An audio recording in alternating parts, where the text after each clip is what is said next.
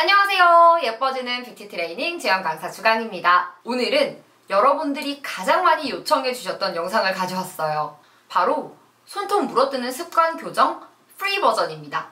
진짜 무료는 아니지만 제가 처음에 소개해드렸던 젤네일이나 대싱 디바보다 훨씬 더 금전적인 부담을 줄일 수 있는 방법이 뭐가 있을까? 제가 예전에 소개했던 방법은 물리적으로 아예 차단해버려서 나쁜 습관을 하지 못하도록 멀어지는 방법이었잖아요. 그렇다면 오늘 소개해드리는 방법은 나쁜 습관 뒤에 좋은 습관을 이어 붙여서 서서히 이 나쁜 습관에서 좋은 습관으로 옮겨가자라는 거예요.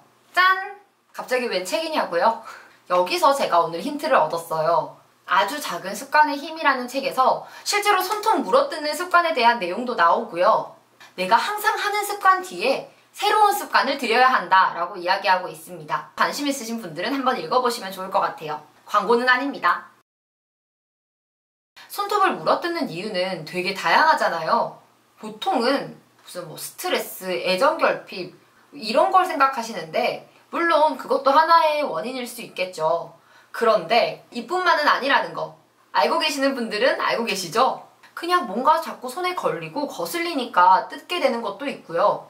수업 시간에 심심해서 낙서를 하는 것처럼 손톱을 뜯게 되는 거죠. 그런 분들 많지 않나요? 제가 그랬거든요. 오늘 제가 소개해드리는 물어뜯는 습관을 고치기 위한 준비물은 짜잔! 이게 다예요. 먼저 큐티클 오일입니다. 저는 이니스프리에서 구입했고요.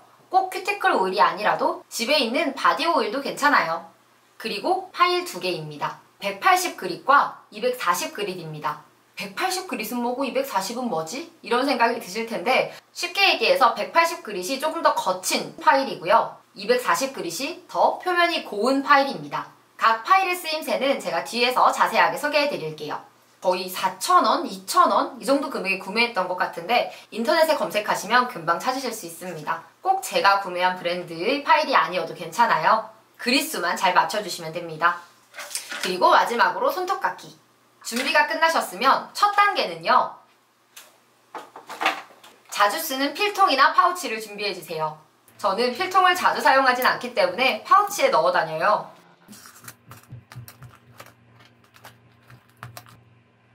항상 내 손이 닿는 곳에 있도록 하는 게 포인트예요. 자, 준비가 끝났다면 언제 사용하면 되냐? 손톱을 뜯고 있는 자신의 모습을 발견했을 때, 자꾸 손끝에 있는 거스러미가 걸리적거리는 것 같을 때, 물어뜯고 싶은 충동이 문득문득 들 때, 이때 이러면 안 되지 하고 정신을 번뜩 차리는 거예요. 내가 무의식 중에 물어뜯는 걸 깨달았다면 손을 내려놓고 필통을 엽니다. 우리가 때로는 손톱 모양이 거슬려서 이렇게 뜯고 있는 경우가 있잖아요. 그럴 때는 뜯지 마시고 180g을 꺼내줍니다. 이 그릿의 숫자가 커질수록 고와지는 거거든요.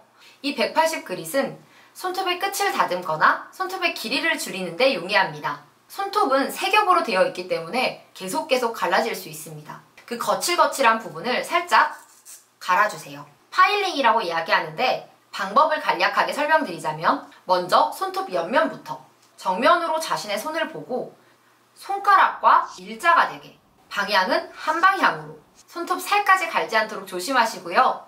손톱을 물어뜯는 분들의 고질병 있죠. 손톱 옆면이 넓어지면서 사다리꼴로 퍼지는 것. 이렇게 가볍게 손톱 모양을 수시로 잡아주는 것만으로도 퍼져버린 손톱을 조금 더 예방할 수 있습니다. 젤네일이 손톱이 퍼지는 걸 방지해줄 수 있는 이유가 젤네일 자체가 수축하는 것도 있지만 네일리스트 분이 젤네일을 하기 전에 손 모양을 다듬어 주시거든요.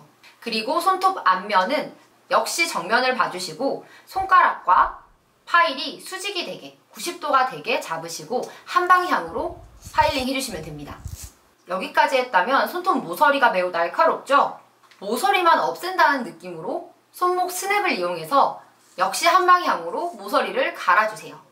이 손목 스냅의 각이 커지면 커질수록 라운드형 손톱이 됩니다.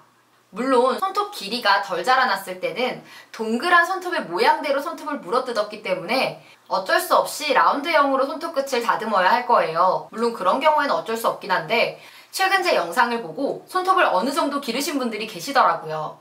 만약 손톱의 흰 부분이 저처럼 길었다면 이렇게 세미스퀘어의 모양으로 사각형에 가깝게 손톱을 다듬기를 추천드립니다. 왜냐하면 라운드형으로 손톱 끝을 다듬어 놓으면 상대적으로 손가락 주변의 마찰력이 높아져서 굳은 살이 좀 더 잘 생긴다고 해요.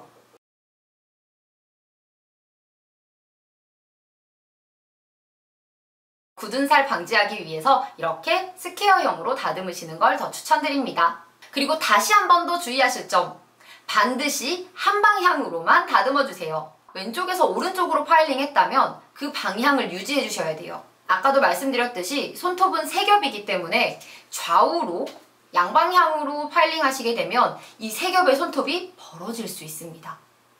또 저에게 굉장히 많이 남겨주신 댓글, 저는 겉살을 뜯는데 어떡하죠? 그렇다면 방법이 또 있죠. 상대적으로 표면이 고운 240그릿의 파일을 이용해 주시면 됩니다.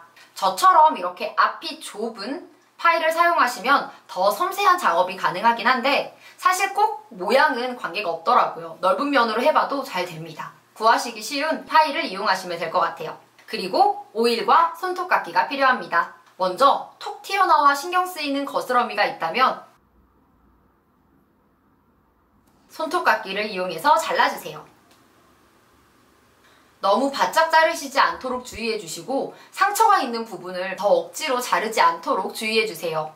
그리고 큐티클 오일을 이용해서 손톱 주변에 떨어뜨려주세요.